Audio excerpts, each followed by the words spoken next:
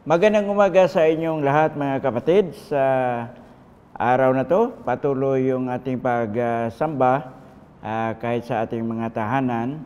At sa ngayon, tayo po ay patuloy na Facebook page natin na message para sa lahat. Tayo po ay manalangin muna bago tayo pupunta sa ating message. Aming banal na Diyos, salamat po Panginoon. Napakabuti mo dahil pinagkaloob mo palagi ang kalakasan sa aming mga pisikal na katawan. Ganon din sa buhay na lagi mong pinagkaloob sa amin na malakas. Ang aming espiritu na laging nasa inyo at ang inyong mga pagpapala pinagkaloob mo sa lahat ng aming mga kapatiran, Panginoon. Salamat po sa umagang ito. Nawa po buksan ang aming mga puso't isipan habang kami po ay nakikinig sa iyong mga salita, Panginoon. Ito po ang aming dalangin sa inyo sa pangalan ni Jesus, na aming Diyos na tagapagligtas, pangalan ng Ama, ng Anak, ng Espiritu Santo. Amen.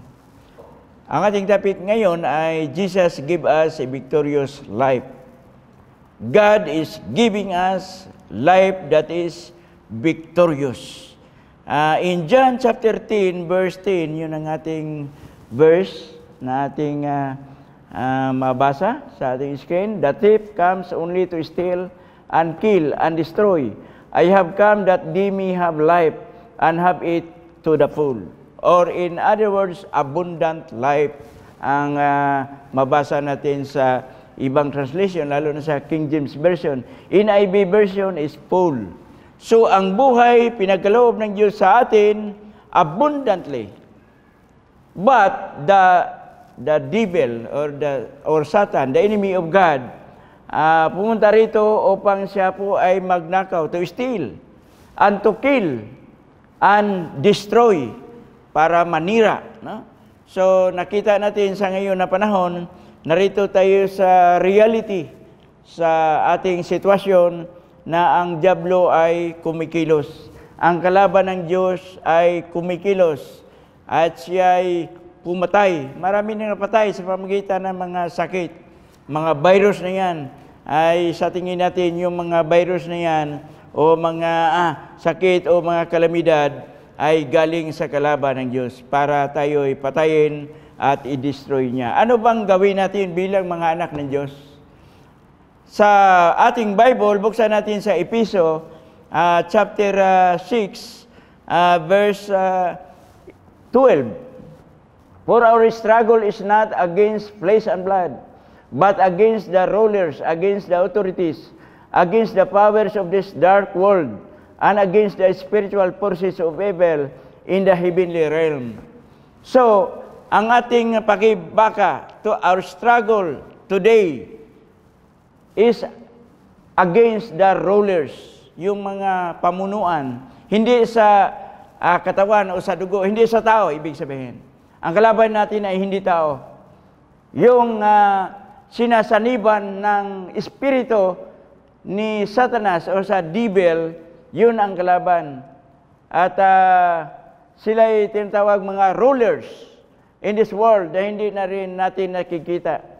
At against the authorities, yung mga otoridad na minsan ginagamit din ng dyablo. At maraming mga otoridad na lalo na sa mga militar, mga nag-abuse. At ganun din sa ating gobyerno o sa iba pang mga otoridad na sila po ay gumagawa ng paraan sa kanilang sarili upang sila po ay maging lamang sa lahat, no? Dahil ginagamit sila ng dyablo. Pangalawa, against the powers of this dark world. Ang mundong ito ay nasa kadiliman, sabi ng Bible. Because the devil is powering the world. Maraming mga kasamaan na nangyari sa mundong ito at hindi ito nakikita natin. And against the spiritual forces of evil in the heavenly realm. Yung mga spiritual forces, the evil forces in the heavens, nakikita natin, marami yan. At yung mga kalaban natin na hindi natin nakikita. Sabi nga, mabuti pa raw yung kalaban ng mga military kasi nakikita natin kung saan yung putok galing, nakikita natin. Pero ang ating kalaban sa ngayon na ginagamit ng diablo ay sakit. No? Yung virus, hindi nakikita yon kahit saan. Nandyan yon. At kaya mag-ingat tayo dahil yun ang ating kalaban na hindi natin nakikita. So, bawat isa ay mag-iingat dahil ito po ay real, nangyari na sa ating mundo ngayon. Sa verse 13, ano ang ating gagawin? Therefore, put on the full armor of God, so that when the day of evil comes, you may be able to stand your ground, and after you have done everything, to stand. So, ilagay sa ating mga puso't isipan ang armor of God, the Word of God, salita ng Diyos.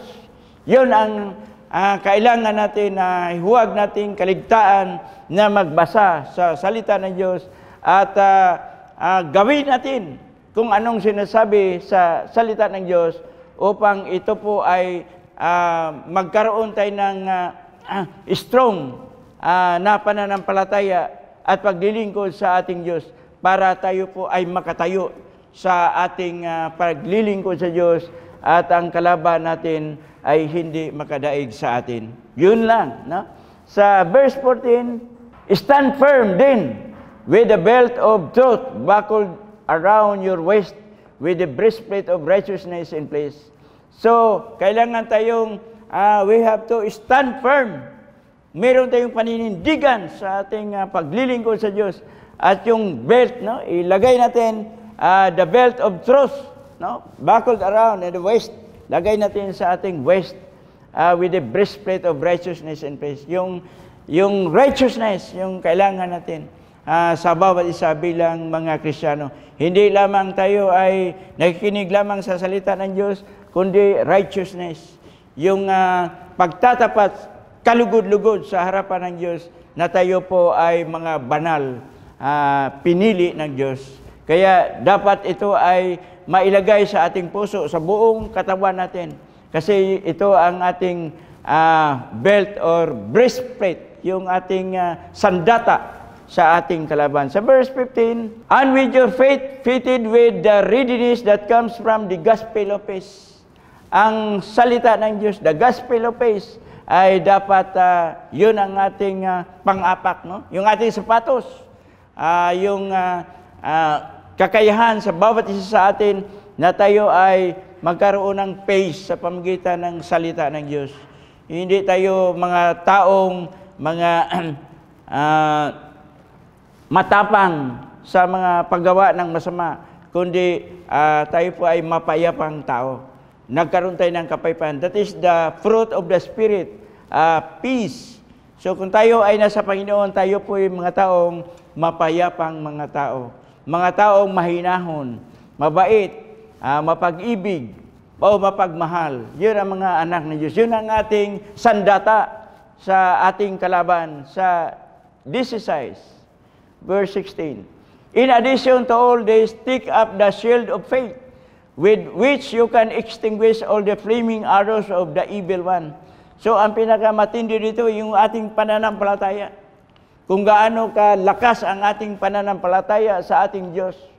At kaya, kahit yung mga arrows, no? Mga kalaban natin gagawa ng paraan, mga estratehiya, hindi makadaig sa atin. Hindi tayo matablan dahil ang ating faith ay malakas. Faith that can move mountains, sabi dito. Faith that can do anything or everything.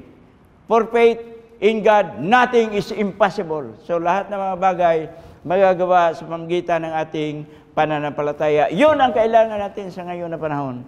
Sa verse 17, take the helmet of salvation and the sword of the Spirit, which is the Word of God. Napakaganda mga kapatid dahil ang salvation, yun ang ating helmet.